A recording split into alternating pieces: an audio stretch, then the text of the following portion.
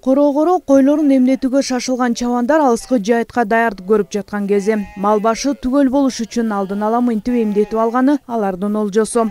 Мал доктор менен байланыштуу болуп экен, мал бакканыбыз көп жылдан бери мал багабыз. Азыр 200дөн ашык койго вакцинация алышты. Ал жакшы, Кудай буюрса келечеги балдар бүтүп кетип атышыптыр. Келечеги бул алдыда көп бүтө берсин балдар. Райондо 70ке жакын мал доктор бар. Бул рет Борбордон келген студенттер адистерге көмөктөштү. Кой, уй жана жылкы баласын илдетке каршы эмдөөдө алар ар бир айыл аймактарга бөлүнгөн. Студенттерди коштоп 3 мугалими кошо келген. Экинчи жолу келип атабыз.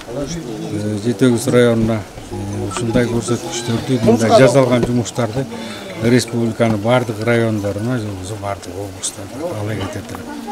Өзүм атымдан Жетегүз районундагы менин кесиптештериме, айрыкча жетекчисине жана бул жердеги иштеп аткан аксакалдардын бардыгына чоң ыраазычылыгымды билдирем. Быйыл биринчи жолу чыгып атабыз. Буга чейин майда фермаларга барчубуз. Университеттин ичинен операция уколдор сай үйрөнгөнбүз. Бияка келип анан практикалык жүздө көрүп атабыз.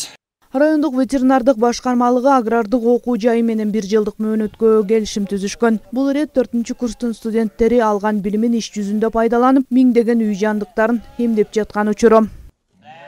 Бул балдар ошол биздин райондо 5 ооруга алдын алуу иштери менен иштешет. Бул биринчиси койдун чума оорусу, экинчиси бруцеллоз оорусу, уйдун бруцеллоз оорусу.